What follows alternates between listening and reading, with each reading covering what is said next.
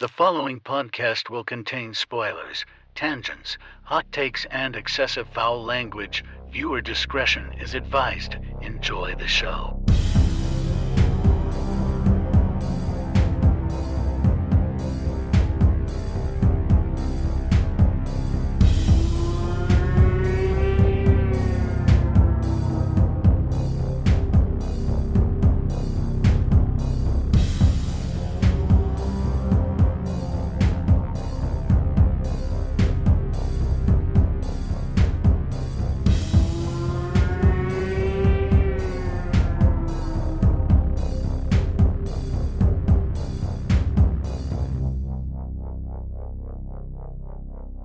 Greetings, horror fans, and welcome to episode 295 of Frightmares. I'm your host, Austin Proctor, and joining me today for 1977's Eraserhead is Michael Vyers. I like the new announcer voice intro that you're going with. Welcome to the radio. Yes. Well, I even found myself, since I upgraded this audio, that I am trying to improve my speech patterns as well, so... And I think the new mic, or well, I guess it's not a new mic, but the mic you had, the XLR, it's nice and bassy and sounds good. It sounds like a radio announcer voice. So yeah. Like it'll sound even better once I get that Shure mic. Oh, I'm so excited for that. I actually just went to Podfest this weekend, which is pretty cool, and I stopped by the Shure booth and was like, I just want to say I love you guys. They gave me a bunch of stickers and shit. They were cool, but they have these new lavalier mics that are out now, and I'm like, well, there goes a few $100s that I'm gonna buy. Because I'm like a slave to Shure, I swear. Shure and Apple, they can just have can I just open a line of credit with both of you guys? Just give me a credit card. I was always a diehard Rode guy. Oh, okay. In film school, that Rode was the fucking mic, man. And Rode also used to have the Rodecaster, and like they were one of not the first, but they were definitely early in on the podcast game. So I was always big on Rode. And then a company, just because for those of you listening who have not listened to me on this podcast before, I'm a big audio guy. Oh, yeah. I'm a big audio guy when it comes to home media. And there's a company that I desperately want to buy something from just because their name cracks me up and they're great quality. There's a company in the called Shit. SCHIIT. And their slogan is buy some good shit. Oh my God. It's like Schitt's Creek. That's amazing. And then so it's like the jokes like, oh, I've got some shit audio. Got some shit audio. Oh no, that's great. I'm a big advocate of puns, and I love stupid shit. I'll have to look them up even if it's just a sticker, just so I can have it. Get some good shit. I love it.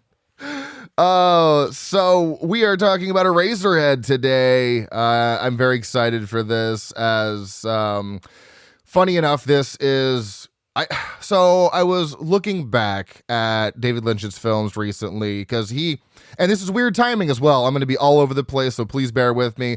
David Lynch actually passed away. By the time this comes out, it will have been last week, but he passed away on the 16th. I know. And what are the odds of that, Austin? The timing is very strange, but it's like such a David Lynch thing to happen, if that even makes sense. It's very weird timing because I was looking back at his films before getting into Eraserhead, and I realized I haven't seen a single solitary movie from David Lynch. And I was like, that can't be right. But it's true. All of his movies, like I haven't seen anything. So I was going to start with Blue Velvet. And that's probably my favorite of what I've seen and the first David Lynch that I saw. Okay. And it kind of rewired my brain at a young age. Yeah, so we were going to do that, and then something came up. We had to pause it, so we put it off. And then I was like, okay, let me start Twin Peaks, because I know that's like the least like weird, heady thing. Well, I wouldn't say that. I've heard it's like more normal than most of it. At least the first episode was The first episode was pretty normal. It is a fantastic way to get into his filmography. I will put it that way. So yeah, maybe, yes. So I started there and I loved that. And then I was like, you know what? I'm just going to not watch any more movies. I'm going to start with Eraserhead because that is his first movie. And then he passes away and I'm like, okay, well now it's time to go through his entire filmography from beginning to end at a reasonable pace, not like very quickly. I want to savor this just like what I'm doing with the Rocky movies. We talked about that on your show. And so that's what I'm going to do. And I'm glad I started here because I think this was a perfect way to start. It is one of the weirdest movies I've seen. And I'm very excited to talk about it and all the theories that go behind it. So that's kind of where I'm at with Eraserhead. I've known about it. I have seen the picture of that guy for so many years. I know the movie. I just never watched it. So that's kind of my history here. And also, this is going to be in honor of David Lynch. I knew more about him as a person than I did about his films, to be honest. It's really weird. I've known about him forever, and I've done some research on him because he just seems like such a weird, eccentric guy. So I knew more about him than I did his movies, which is strange. But yeah, rest in peace, David Lynch. You will be seriously missed. And again, weird fucking timing for that. But nonetheless, your history with this movie, I can't remember if you said you had maybe seen this at some point, or had you never seen this? My history with this movie is interesting because in film school, David Lynch was kind of like one of the guys that people really, there was definitely people in film school. Everyone kind of had their guy. You were a David Lynch guy, you were a Christopher Nolan guy, you're a Quentin Tarantino guy, Stanley Kubrick guy, everyone kind of had their guy. And one of my best friends in the world, Greg Bishop, shout out to Greg Bishop, working over at the Plaza Theater in fucking beautiful Atlanta, Georgia. He was a big David Lynch guy, and he lent me his copy of Eraserhead because he wanted me to watch it. And I don't know why I didn't watch it, but he lent it to me. He lent me the DVD that came out in the year 2000. I only know that because the copy I just got from the library was the same exact disc. Oh shit. And I at least put it in because back when he originally told me I watched it, because this DVD and David Lynch is indirectly the reason I became obsessed with home theater. Oh. And television calibration, because I took a picture of it. When you start that disc, a big thing comes up on screen. It doesn't even let you hit play on the movie until you go through these screens. Whoa. And this is the type of shit that I love about David Lynch, because David Lynch also, if you go through any of your Criterion discs for David Lynch, there's no chapter selection because David Lynch doesn't believe in them. Of course. He thinks you should watch the movie beginning to end. So there's no chapter selection, and that's per his request. Oh my God. I love this, man. This came up on screen. It says, I'm going to read it in David Lynch's voice, my best David Lynch impression. Yes. TV calibration. David Lynch would like you to know that typically televisions are not set up properly when you take them out of the box. The brightness is set too high at the factory to compensate for the bright light in the store showrooms. This will not give you a faithful reproduction of films and television programs you want to watch. The following calibration procedure will set up your TV for Eraserhead and any other program as well. Before proceeding, light the room as you normally would when you watch a film or on television. Generally, the darker the better. And then it'll go through, it'll have a silhouette of the baby, and it'll be like, turn down the brightness until you can't see the baby anymore. And and you couldn't start the movie until David Lynch handheld you through TV calibration. And oh man, cinema obsessed Michael was like, wait, my TV is not set properly. And they had I used this disc on every television in the house and never actually watched it. Oh my God. Yeah, I would be more focused on calibrating my TV. Thank you, David Lynch. They actually David Lynch sent me down a rabbit hole. Well, they actually had the TV calibration on the Criterion, so I guess I need to do that and see where my TV's at. Wait. They had the Eraserhead one, or they have the color bar? No, they had in the selections like play movie, features or featurettes, they had TV calibration on the criterion that I could have selected. I was in a kind of a rush to do it, and you have to send me pictures and see if it's the same one. Yeah, I will. And like, because Criterion has always kind of hid something like that. If you go to chapter selection, which I guess this one won't have, if you go to a chapter selection, any other Criterion disc, if you go past credits, there's one that says color bars, and the color bars were there originally to help set your television. Okay. But I like that David Lynch probably requested that we got to put the television calibration back on this disc, guys. I don't do a great David Lynch, but I'm going to commit to my no, you do it with conviction. That's all that matters. God, I love this man. Only David Lynch, I swear. So that's my history with it. None at all, but also very deep. But also very, it also goes, it's a very David Lynch situation, to be honest. You ever seen Eraserhead? No, but I use a TV calibration on it. No, but man, let me tell you, this movie rewired my brain because it kind of did. Oh my goodness, I love this. So welcome back to the History of Horror, which is the theme for this year, where we are covering one movie a year starting in 1975 and ending 2025. Like I said, we are talking about Eraserhead today, but we got to move to the Jason pick because it is that time of the episode. So what did Jason Hill make me watch? He made me watch a movie from 1977, as is the theme with the show this year, called Shockwaves. This has been on my list for... Is that the Florida Nazi movie? Yeah. Florida Nazi zombie movie? Yeah, I guess they're zombies. I bought a copy of that when I was in Florida. Oh, okay, yeah. So it's been on my list for forever. It's been on my Letterboxd list for probably 5 years. It's been on there a while. Visitors to a remote island discovered that a reclusive Nazi commandant has been breeding a group of zombie soldiers. I'm not sure what's up with Jason, because this is the second movie about Nazis he's recommended. I don't know if he's trying to say something, Jason. Okay. Did the Nazis get their comeuppance? I don't want to say. I don't want to give it away. But no, that'll determine what he's saying. No, I'm just teasing. The other one was he said fuck Nazis for that one too.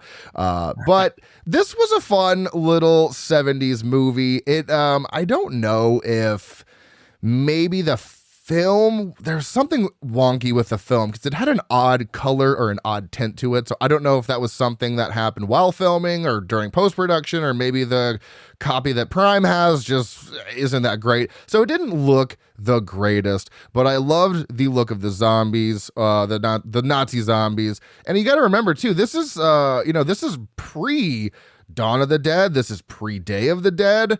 Because this is 77. Let me double check. Because Dawn was 78, right? Dawn of the Dead was 78.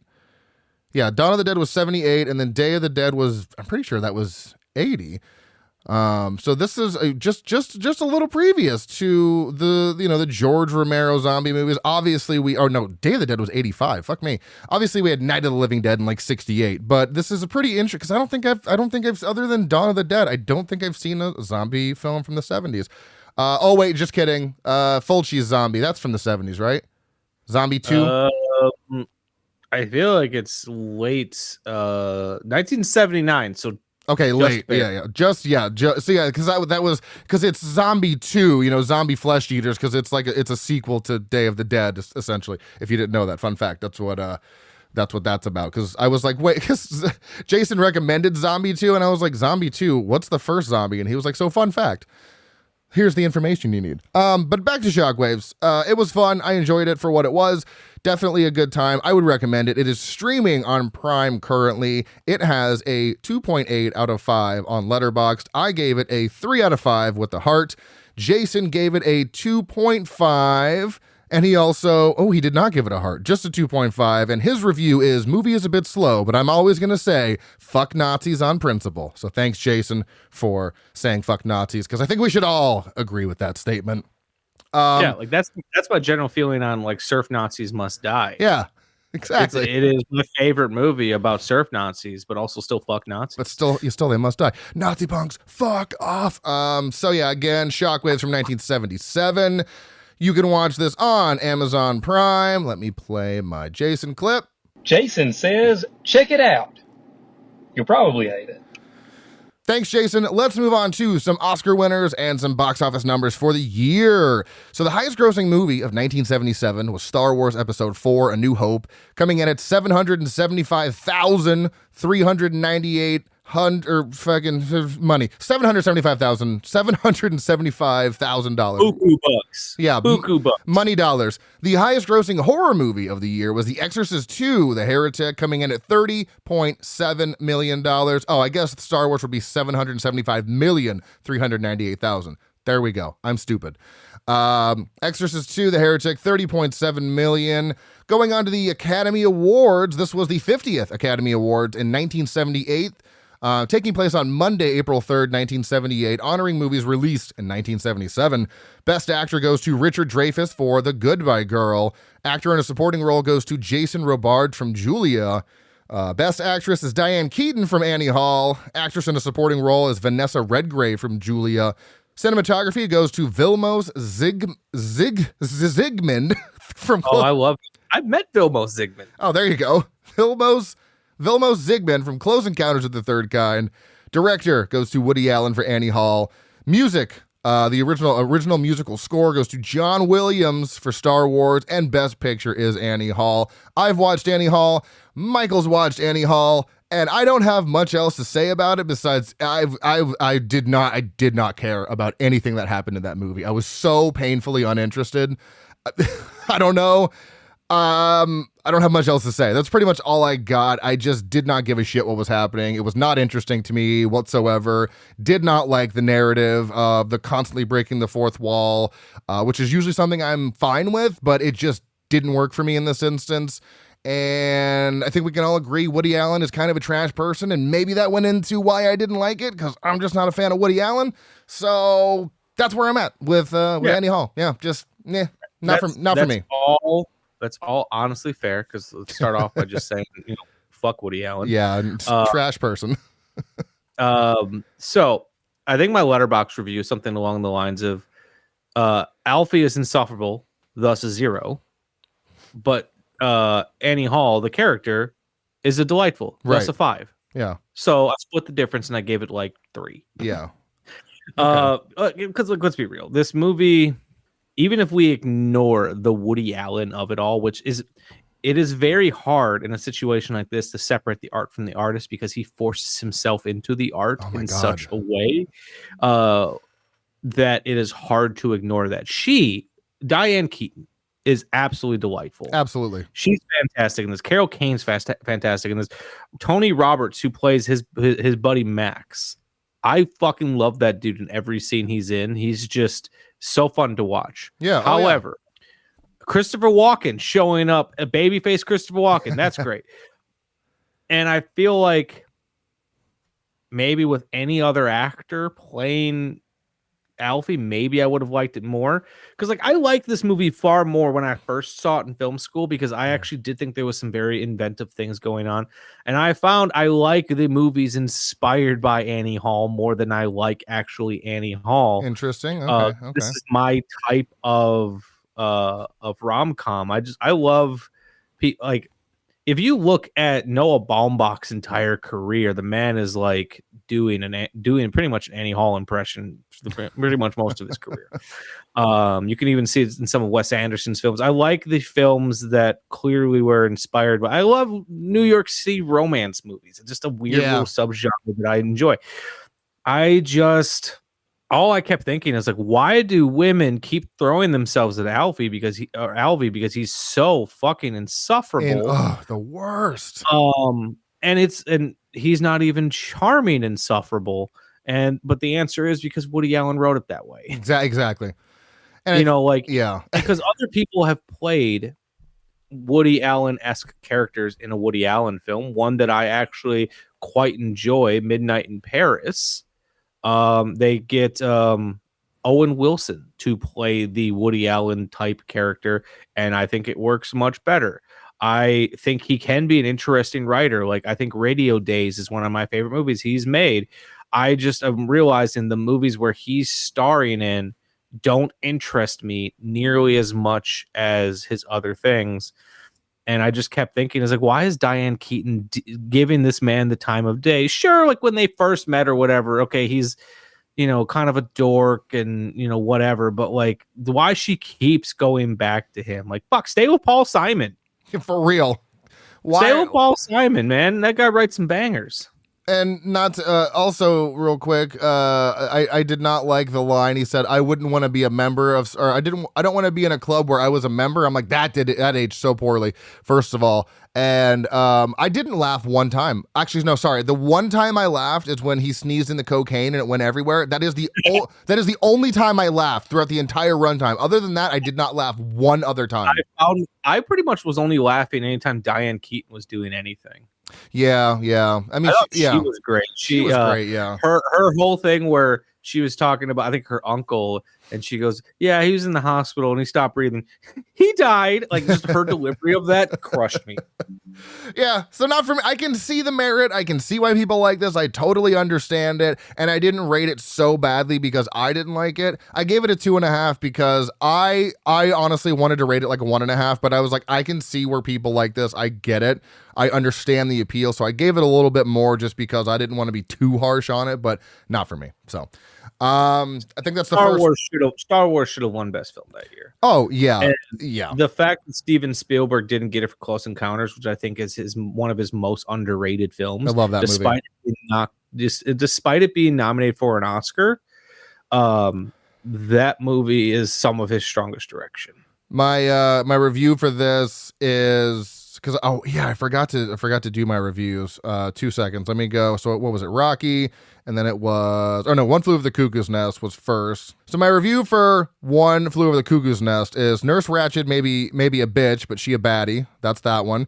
My review for Rocky was, did Rocky really beat his meat on TV? And then my review for Annie Hall was, this is better than any sleep aid on the market.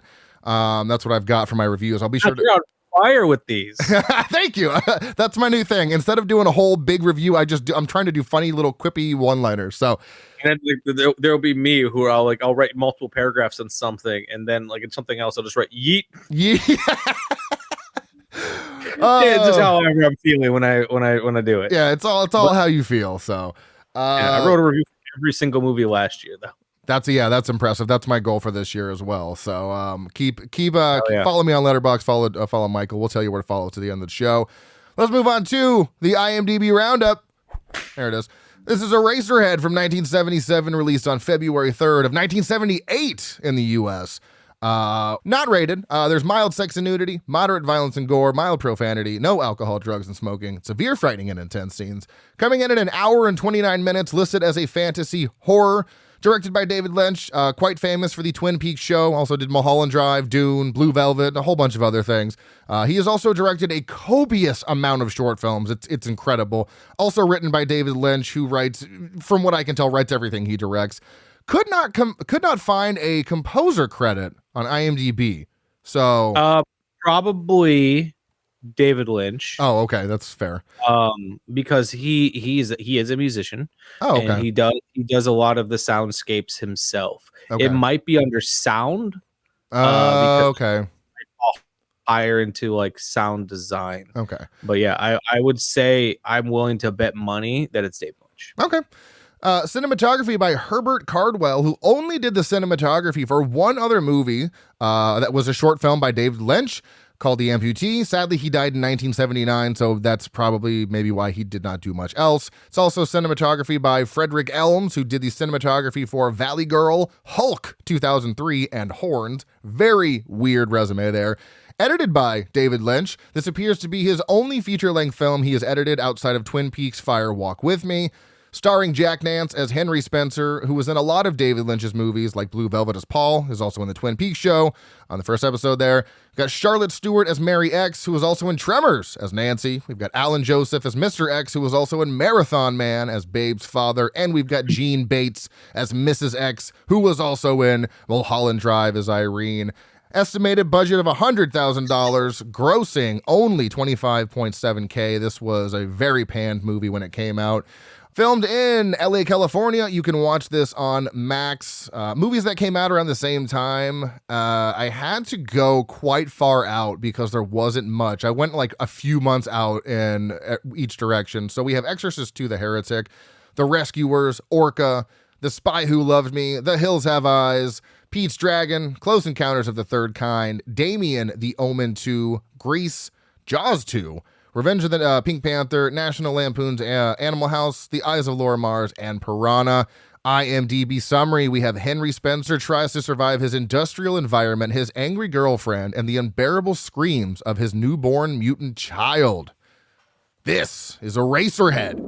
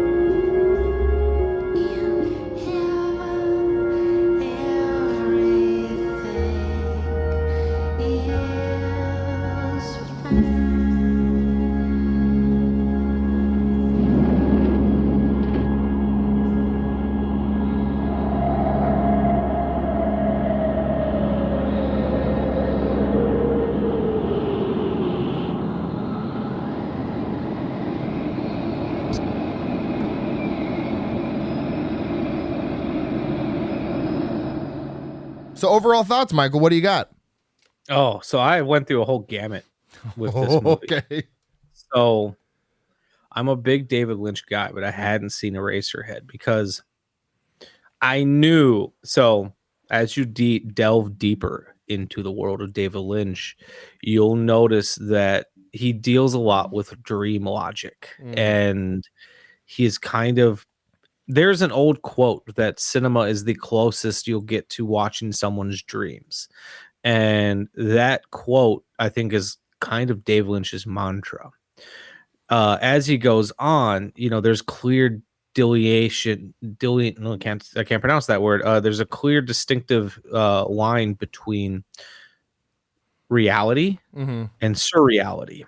And this movie lies completely in that world of surreality, and all the weird aspects of his other films is the entire runtime of the film. Because I actually think David Lynch is not even just for his use of depicting dreamscapes. I think he's a very underrated director in the way that he works with actors and the performances he gets.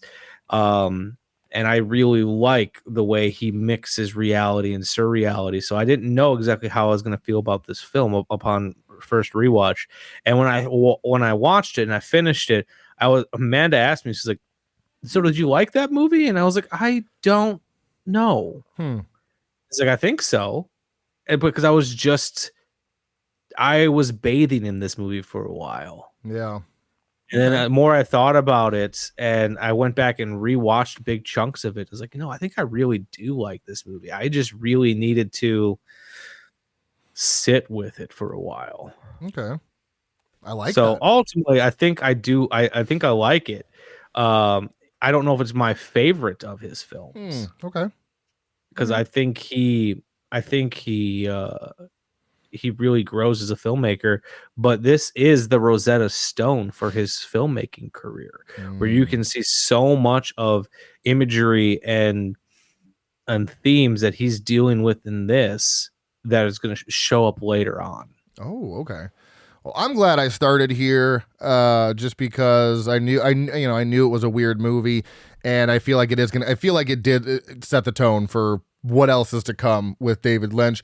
My overall thought of Eraserhead, this is a tough one. I was racking my brain last night trying to figure out how to put an overall thought or my stamp on this of summarizing it. And I really can't. It's a movie truly unlike anything I've ever seen. And I had this sensation, this feeling of halfway through the movie, I was thinking in my head, and maybe I was overthinking it, I don't know, but I was like, I'm at a weird kind of crossroads in my life right now watching this movie going forward. And after I'm done with this movie, I'm gonna have I have this weird new perspective on just cinema, and it doesn't make sense because I didn't think a movie could just kind of change that in the course of an hour and a half. But it's like going forward, for me, I do like a lot of context most times. I like to have things explained. I don't like kind of ambiguous, just, oh, here's an ending, figure it out. I usually hate those movies. And now I'm like, okay, well, I at the end of it, I knew I loved it. And I was like, this is going to change my perspective going forward on needing that context, always needing some sort of explanation. I think I'm going to be able to enjoy movies a little bit easier now that are mysterious and don't explain everything. So I had this just weird, existential moment, I guess, if that's the right word, of just this film is just completely changing how I look at movies as a whole. And it was a very bizarre feeling because that has never happened to me. That I can remember this vividly before. And it was such a powerful, weird, strange, emotional movie. I don't know. Did any of that make sense at all? I feel like I could describe that so poorly. It makes complete sense. And I say that I say that because this rewiring essentially of your brain in what is cinema, what is not cinema, is something that happened to me many moons ago. And so I'm going to tie this into my point here in a second. Okay, sure, go for it. Whenever people talk about people who want to understand film, study film, make film specifically, there's always the question, should I go to film school? And there's always people like, you don't need to go to film school. It's a waste of time and money. And there's a truth to that. But here's the thing, my journey in film school, I had that rewiring of what is a film, how do I look at this? Because I studied a lot of experimental film. Mm-hmm. in school, and because of that, I really like films like this. I like films that kind of keep me at arm's length a little bit, that I'm so fascinated by that I have to figure out. For example, the film that rewired me so significantly in film school was a movie by the name of Wavelength. Wavelength. I think it was Michael Snow directed that. Yes, 1967. Yes, Michael Snow, Wavelength, Canadian film. This movie is a 16-minute extended zoom across a loft apartment. But here's the thing.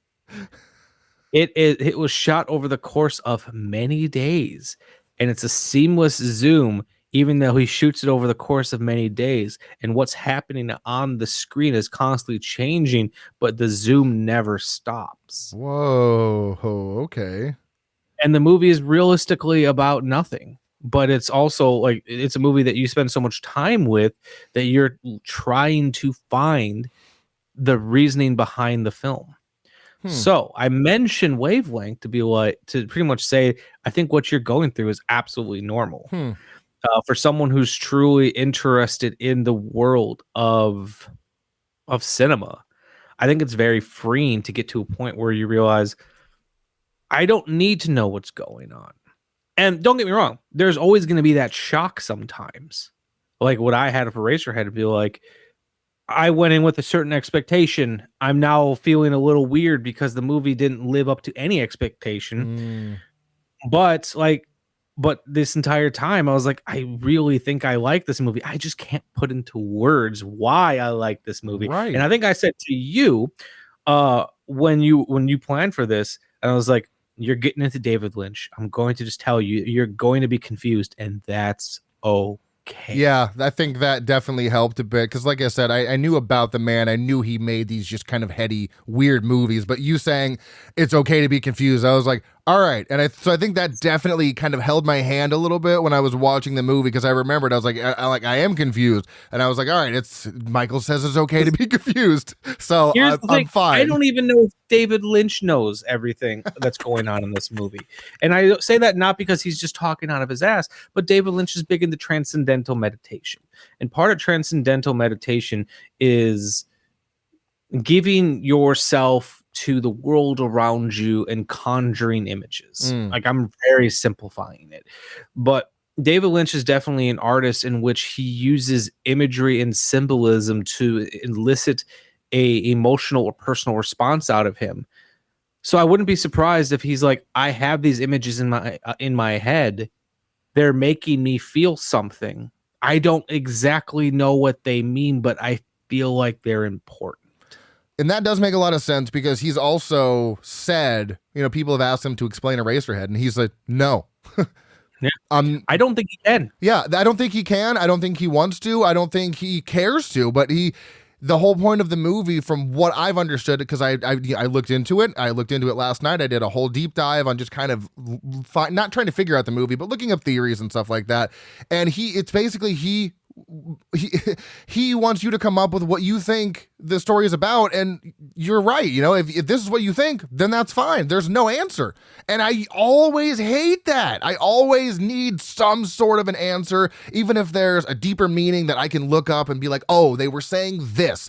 This begs so many questions, but it also answers all of your questions. It explains nothing, but it also explains everything. This movie makes no sense, but it makes all the sense. Do you know what I mean? It's such... It makes complete... that does make sense because there's theory in film, and I think a big filmmaker might have even said this. It might have been a Scorsese. Don't quote me on it. But essentially, they said something along the lines with, after I finish a film and I put it out to the world, it's no longer my film. Right. Everyone's. It's everyone's. And some films that definitely have an easier A to B track. Right. But like part of the reason why I like the films of, say, Nicholas Winding Refn so much is because he kind of rides that line of literal and non-literal, and it gives me room to kind of bathe in a movie a little bit more. Yeah. And there is something very satisfying about having a bowl of cereal. A regular movie is a bowl of cereal. Yeah. That was a good bowl of cereal. I knew exactly what I was getting. But then there's also something very appealing about going to, say, a restaurant with the cuisine that you're not familiar with and just ordering something. Like, I don't know what I'm going to get. Yeah. It tastes great. I don't quite know what it is. I think this is better than that bowl of cereal, but I'm feeling a lot of different things about it. And that's exactly how I feel about this movie. I tried not to set any expectations going in. The only expectation I had, which is hard for me to do sometimes, but the only expectation I had going in was, this is going to be strange. And I didn't look up the plot synopsis, not like it gives you much anyways. It really doesn't give you much. And I went in just knowing this is going to be strange. And I remember looking over at Gabby right as like the kind of the title sequence is rolling, like the production companies. What did I say? I looked over at her and said, me as the title card rolls, looking at wife. Is this going to be one of those art house kind of style movies? Sees the opening shot of the sideways head. Yep, definitely going to be an art house movie. Definitely an art vibe, strange, eccentric film. So I got that answer pretty much immediately. But yeah, he toes the line of what you said earlier, going back to reality and surreality. It's like, some of the stuff is just stuff that you would experience on a daily basis. A weird neighbor, a phone call from your wife or from your girlfriend, but then the mutant alien AirPod looking baby. What the shit is that? Yeah. The mounds of dirt all over the room. The brick wall that seems to be in the window right outside his door. What is all this stuff?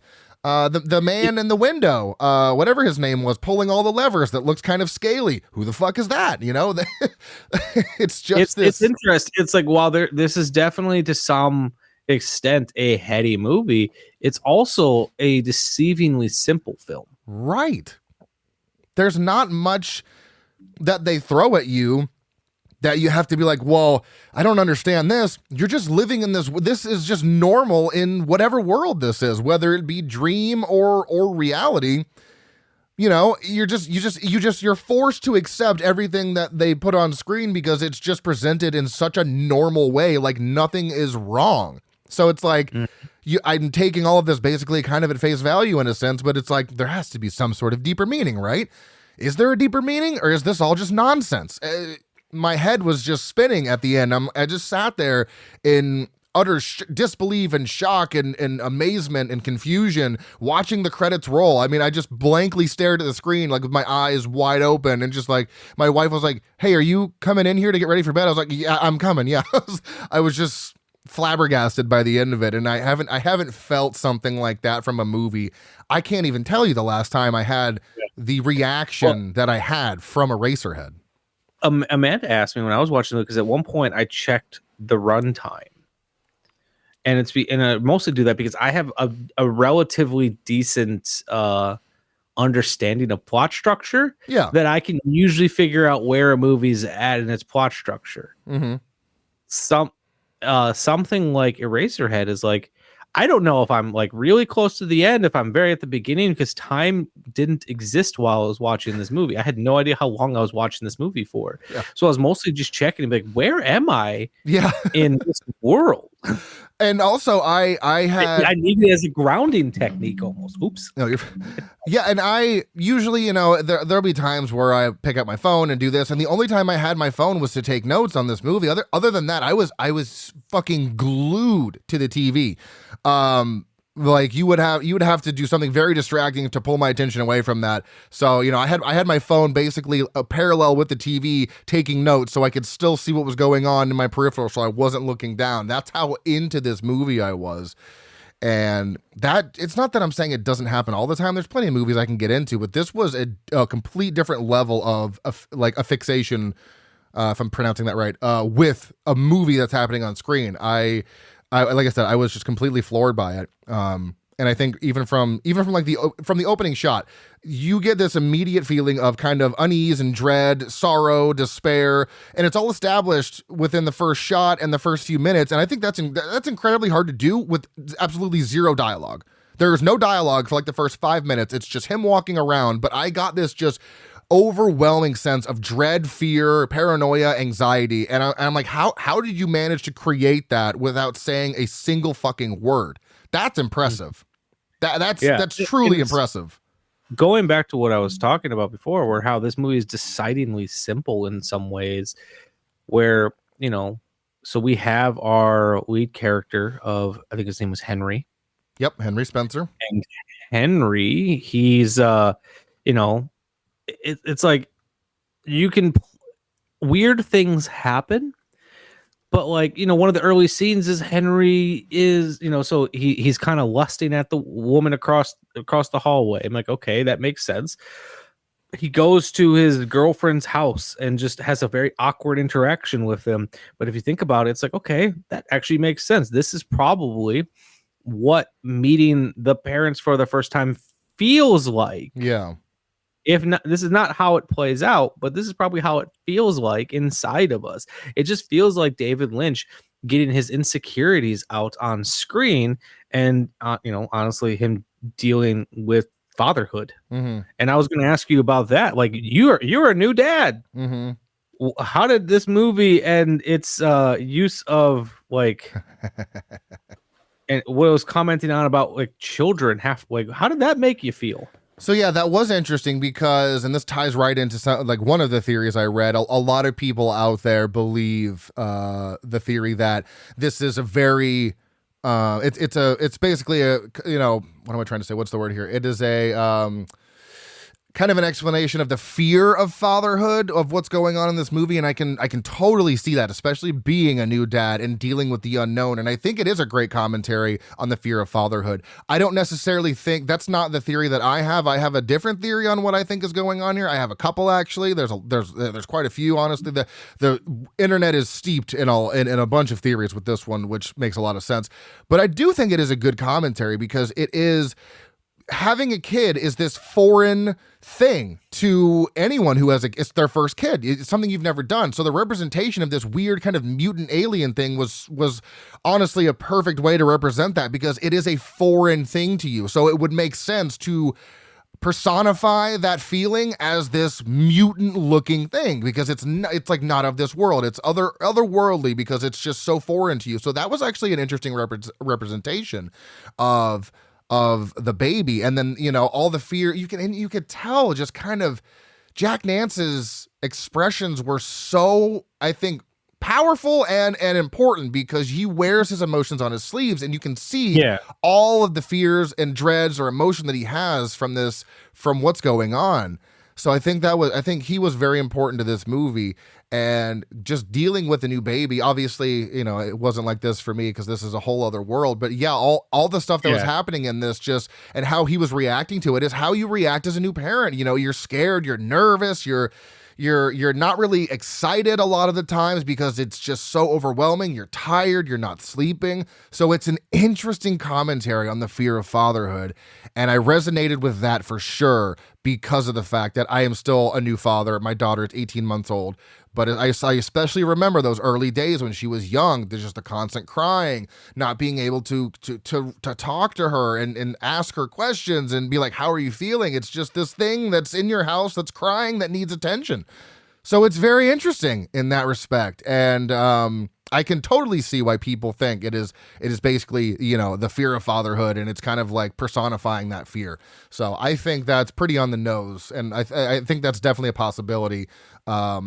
That, you know, David Lynch maybe unintentionally kind of put that into his film, because he was a new father at the time, right? He was. I know his most famous daughter, Jennifer Lynch, the filmmaker. She was born in 1968. Okay, I don't know when his other kids were born, but yeah, he was a father at the time. And like, if you view this movie from the perspective of fatherhood, there's a lot of things to kind of solidify that theory. Mm-hmm.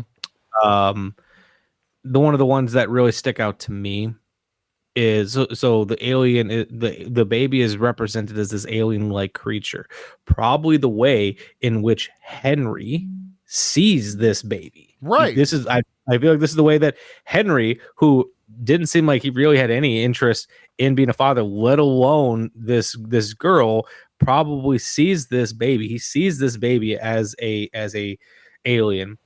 And I feel like it's also about loss of identity, and the way that when you have children, in some ways you lose your identity to that of your child. And I think that's kind of shown off by the way when the attractive woman across the hall looks at him and she just sees a baby on, you know, on his shoulder, like, you know, instead of his head, she sees the baby, because that's all he is to her. All you are is a father. You're just a baby. I'm not interested in you anymore. And that's actually not verified, but that's also supported by the fact that he has that vision, dream, whatever he has, where his head pops off and it's replaced by the baby. So that those kind of coincide there a bit. Mm-hmm. So that kind of has some weight to it for me, in that respect, because it does seim. So I wanted to get your opinion about something in this film.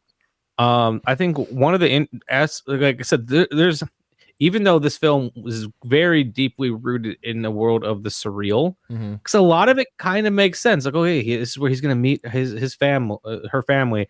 You know, the baby is now home. He's clearly not as invested as his girlfriend is, and he's spending his time daydreaming. Like I can wrap my mind around these scenarios. You know, the entire world takes place in the world of the surreal, but it's like, okay, this is the norm for this world. You know, I think this movie might I've heard theories that this movie is also about David Lynch's early years in Philadelphia, and probably like where he's from, and probably, you know, what it's like being in a relationship when you're young. Because like if you look at the man, I think something could probably be studied about how many relationships he's gone through. I feel like I wouldn't be surprised if there's a little bit of an issue with commitment. I don't know that, just, you know, speculation. He had his first wife, Peggy, you know, 1968 to 1974. Like, it's, you know, a relatively short period of time. But all this to say, I was going to ask you your theories or your thoughts, because I have some. Sure. about the lady in the radiator. So, yeah, I think, and that's a tough one because I can tell you what I think, but I was curious what you had. So I don't necessarily have anything that's so about specifically what she represents. I think so. One of kind of my theories is I think not necessarily specifically the fear of fatherhood. I believe the film is ultimately about confronting fear, destroying said fear, and embracing bliss. And I think that the lady in the radiator is the, like I said, I've said personification like 4 times, but personification of bliss. He has confronted the fear of the baby. He has destroyed the baby because he does, kill it essentially. And then he embraces bliss, which is the lady in the radiator. And I think that's what this is. It's about, I genuinely feel like this is about overcoming fears and anxieties and stressors and stuff like that. And that's kind of my theory on it is exactly that. I don't think it goes as deep as necessarily being specifically related to fatherhood, although you can certainly. I just think it's more of about fear itself, confronting it, and moving past it. That's kind of that's where I'm at with the story. As far as the lady in the radiator goes, I mean, I would love to know what you have to say. So why don't you hit me with it? I do want to point out too, because I think I'm on a similar wavelength to you, and it is to double feature Annie Hall and Eraserhead is actually kind of funny because they're both about anxieties in life, right, and relationships, and just how you deal with it. I do believe, I definitely think that you are onto something with this movie is about embracing bliss, but I think it has a slightly darker edge to it, where I think the lady in the radiator is actually representative of suicide. And embracing bliss by removing yourself from the world in which brings you the opposite of bliss. Okay. And I kind of tune in on that because, he's constantly daydreaming and he's staring at the radiator. And I know what that's like. I know what it's like just staring at something and creating images in your own mind that don't exist. With the fact that every time he sees her and she becomes more and more appealing to him, she's singing this really haunting song about how in heaven everything is fine. Mm-hmm. Yep. And I feel like he's constantly thinking about this child and how it will create bodily harm. Not in the movie, it's obviously depicted as a physical bodily harm, but I think it's just mostly like, for lack of a better term, when you have a child, you're kind of getting bled dry because you have to take care of this child and you have to put the child before you put yourself. Mm-hmm. So I think it's just kind of his way of bringing that to the physical world. Okay. And I wouldn't, to me, I just read the ending as accepting accepting bliss and taking yourself out of the world. Yeah, and there's a couple other thoughts I had. That's my theory. I like that because there was one that I had, and these are just more thoughts than they are necessarily theories, but I kind of had the opposite. You said suicide for him, and I was thinking that there's 2 other things I had. One was that this is all just made up in his head. He's staring at the radiator, concocting all of this nonsense. That's a small, easy theory. None of this is actually happening. It's just all in his head. That's an easy one. The other one I had, though, was the fact that, because I think that in heaven everything is fine, that holds a lot of weight. I think that means it has some sort of, I mean, of course it could have no meaning at all, but I feel like that's something I latched onto and like, okay, well, if she's saying in heaven everything is fine, I was like, is he maybe in hell right now? Is what's going on in his life just hell for him, and that's why she looks all bright and cheery and he's visual. I don't know, like there's just so many avenues my brain went down. I also thought maybe that the entire story is his near-death experience, and eventually he dies and goes into the light. You know what I mean? Like this whole thing is happening while he's basically fighting for life in the hospital somewhere. I don't know. And all of this is just like that DMT trippy thing that your brain releases when you die. So this is just his dying experience going into heaven or something. I don't know. I could sit here and pontificate for hours on what I think is going on. But that's why I think I'm holding on to this more simpler one that makes the most sense to me of the whole fear thing. But I do like your thing about the lady. I like yours better than what I just said about my two. Those are just two other thoughts I had. I really like that. I really like and yours. That's what's so. At first, when you start getting into non-literal movies, it can and to an extent, it can sometimes still happen where you kind of feel at arm's length. But once you start thinking about these movies, it can almost become comforting not having one specific answer. Exactly. And that's what I like. It's fun. Like, I'll never understand Eraserhead. Nope. I'll never understand most of David Lynch's films, but that's also part of the reason I like returning to them. Yeah, I think the rewatchability factor for me is going to be there just because it's something I can just study and I'm struggling with words today. Something I can study and just something I can think about and just something that provokes emotion. You know what I mean? It seems like it's going to be very rewarding to go back to time and time again just to see if I notice anything different or maybe pick up on something else. Like, I am so excited that I own this on the Criterion and just have this in their collection because it was an instant hit with me. And I think this is, and I also love how I wasn't planning on sticking to the format with this one just because I knew it was such a weird movie. So this feels very appropriate for how the conversation went down talking about a David Lynch movie. I just wanted to let it roll and let it go. I kind of just said, fuck the format at this point. I just wanted to have a conversation and see what happened. And I love where we've ended up. This has been great. Yeah. And then if you just look at Lynch's career after this, it kind of takes some interesting turns. So he does Eraserhead.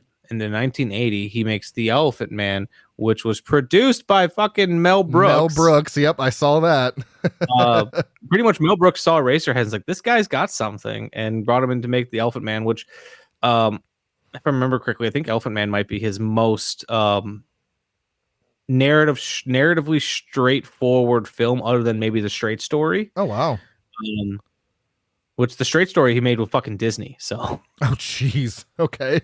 And then from I feel I don't remember what the order of operations was. He does Dune next, and I don't remember if pretty much David Lynch was in talks to direct Empire Strikes Back at one point. Whoa! And I don't know if he did Dune instead of, or if Dune was the reason he was in contention, but he did Dune, which is, if you've not seen Dune but you've seen the new ones, It is interesting how much they are paying tribute to David Lynch's world. But then he kind of goes back after doing Elephant Man and Dune. He kind of is like, well, let me get back to telling the stories that I want to tell. And he goes to Blue Velvet, and Blue Velvet, Wild at Heart are just fucking some of my favorite shit that he's done. Okay.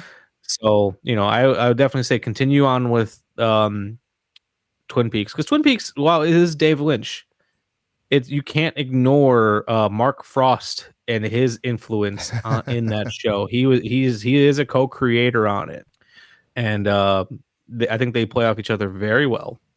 So yeah, I would definitely say you don't necessarily need to go in order of his films. I would personally say if you liked Eraserhead, go back to Blue Velvet.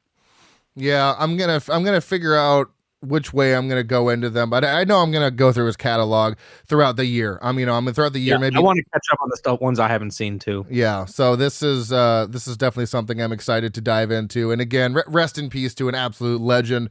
I was extremely sad to hear. I had you and John and Jason all text me within a few minutes of each other, like, holy shit, David Lynch died. I'm like, no, like, this is the worst timing for this to happen. Did we cause this, Austin? Was this us? Yeah, I hope this was not a manifestation of something that I did. My goodness, but it was very bizarre timing.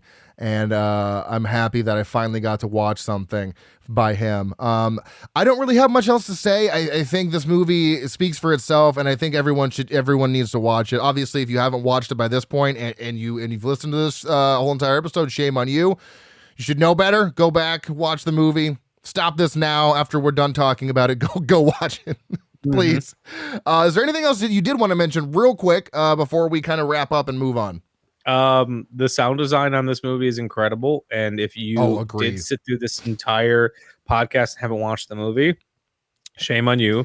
But I would say if you're gonna watch this movie or rewatch this movie, watch it either with the best headphones that you own, Okay. or with the best sound system you can watch, because you are doing yourself a disservice if you're just watching this on a regular TV using TV speakers, or even a cheap sound bar. Like if that's all you have, that's all you have. But try to watch this movie with the best possible sound, because it's extremely rewarding. Yeah, that's something I noticed was throughout the film. I was like, man, this score, these noises are very unsettling. It's like sounds that just shouldn't exist ever that are just being played throughout this entire movie. And I was like, ooh, man, this score is incredible. It sounded great. I'm also gonna recommend anybody to do if you have the Criterion, do like I'm gonna do today and go calibrate that TV per David Lynch's request. So, and the last thing I want to say is I want to give a shout out to Jack Fisk. Jack Fisk is a production designer who worked on this film. He worked with David Lynch on a lot of his stuff. Also worked on There Will Be Blood. Oh, wow. I mentioned Jack Fisk because he is married to one of my favorite 1970s actresses, Sissy Spacek. Oh, shit. Okay. That's coal miner's daughter. Well, anyways, Jack Fisk and Sissy Spacek donated their own fucking money to David Lynch so he can continue making Eraserhead. Whoa. So this was after Badlands, after Carrie. Sissy Spacek had a hell of a career already going, and she was like, I believe in this man. So her and her husband, Jack Fisk, they put their money where their mouth is and just kept bankrolling Eraserhead. Wow. And also just, I think it's absolutely delightful. I don't know if this was on camera or if this was on the show or off the show. I had told you about the Eraserhead Stories documentary on the Criterion. It is worth listening to alone, just for David Lynch to just smoke cigarettes and talk about filmmaking. I love it. But at one point, he gets Catherine Coulson on the line. She, as I told you, Austin, she is the log lady from Twin Peaks. I don't know if she shows up in that first episode you watched, but she becomes a very big part of that show. They have been friends since they made Eraserhead, and they're just swapping. And Catherine Coulson's just talking. They're just swapping stories about making Eraserhead. Catherine Coulson had no experience in film at the time. She was making them grilled cheese sandwiches. She was learning to pull focus. She just tells all these great stories about how she learned how to do every job on the film just because she liked being there and hanging out with them. And it's like listening to two friends talk about making a movie together. It's really kind of adorable. Yeah, I'm going to be doing all the deep dives I can. I'm going to try and buy every one of his films in some sort of boutique format if it exists, so I can get all the extras and all that stuff. So I'm excited to continue. But with that, I think we're gonna move on to the post review stuff here. Taglines: we have "Be warned, the nightmare has not gone away," and "In heaven, everything is fine." Trivia: while working on The Elephant Man 1980, David Lynch met British director Stanley Kubrick, who revealed to Lynch that Eraserhead 1977 was his favorite film. Eraserhead also served as an influence on Kubrick's film The Shining. Kubrick reportedly screened the film, amongst others, for the cast and crew to put them in the mood that he wanted the film to achieve, which... fair. We're going to put you in the mood. David Lynch refuses to say anything about Eraserhead from 1977 because he wants to let viewers decide for themselves what they think it means. And the script was only 22 pages long. Goofs, nothing I could find. Rated 7.3 out of 10 on IMDb, 3.9 out of 5 on Letterboxd, has an 89% on the tomato meter and an 82% audience score. What did you give this film, Michael? I currently have it sitting at 3.5, but I see myself raising that. Oh, man. This is a full 5 from me. I get it. Full 5. Here's the thing. If this would have been my first David Lynch, it might have been a full 5 for me as well. That's how pretty much the way you feel about Eraserhead is the way I felt about Blue Velvet. All right. So for now, it stands at a 5. I see this movie raising up more and more every time I go back. Okay. I like that answer. Or even just more I think about it. Yeah. Okay. So, similar movies according to Letterboxd, we have Inland Empire, Mother, Midsommar, Vivarium, and Tideland. And then similar movies according to IMDb, we have Blue Velvet, Lost Highway, Mulholland Drive, Wild at Heart, and Inland Empire. Let's do some funny reviews. There were a cornucopia of funny reviews on this. which I'm not shocked by. I have like 9, but it's only because I got extras just in case. So I'm going to limit mine to 5, but I got extras in case we had similar ones. So would you care to start? I did mine a little different. Since I knew there was a chance, I went for the lowest reviews. Oh, okay. So then I'll pick 5 of my favorites then. All right. Yeah. All right. Why don't you go first then? All right. So this one is a half star by Marat. It says an alien teleports his sperm, then a girl shits an alien baby. That's basically what happens. 4.5 stars from Nick Wybert. This is the best birth control ad I've ever seen. Yes. Let's see. All right. This one is a half star by Hannah Page 12. I love how we're going 2 different spectrums. I love it. It says super unrealistic. The baddie neighbor would never have sex with him. She was a baddie. Goddamn. 4 stars from Wes, David Lynch's kids. Oh, you made a movie about what it's like to be a dad. Can we see it? David Lynch. ... This one is from Krista, also a half star. Should have watched on 2.5x speed. Is that an option? Can we speed this up? Let's see. 5 stars from Stevie. I love when I show this movie to friends and they never speak to me again. Oh, shit. All right. Okay. Half star. This is a movie where I generally look up articles and videos explaining what happened, but in this case, I just don't fucking care. After 30 minutes, I literally had to cleanse with 21 Jump Street before finishing. Oh my God. What a weird palate cleanser. No rating and no heart, just a review from Madison Wake. There's a fine line between surrealism and madness. David Lynch snorted that line. This one is a 5-star review and a heart. It's from DVW. Funny how this film doesn't seem disturbing until you describe it to those who haven't seen it. Yep. My last one here, 4.5 stars from Nicole. I watched this movie on my small ass iPod touchscreen. You know, the way David Lynch intended. And that's all I got. Let's see if I can find one more. Okay, I'm just gonna go with this one because it makes me laugh. From Sierra, half star. The most visually unpleasant movie I've ever seen. Oh, jeez. I will have to say, I don't know how they got that baby puppet to move the way it did. I was thinking the same thing for 1977. I was like, wow, this is unsettling and a little too realistic for me. Michael, tell everybody where they can hear the sultry sound of your voice on your podcast. All right, so I host a podcast.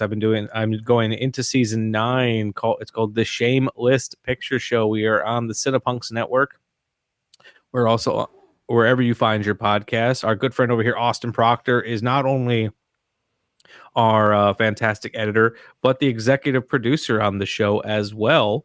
And if you want to hear me talk more about movies, you can find me on Letterboxd Vyers10 2008, and then I'm Michael_Vyers or Shameless Picture Show on every form of social media.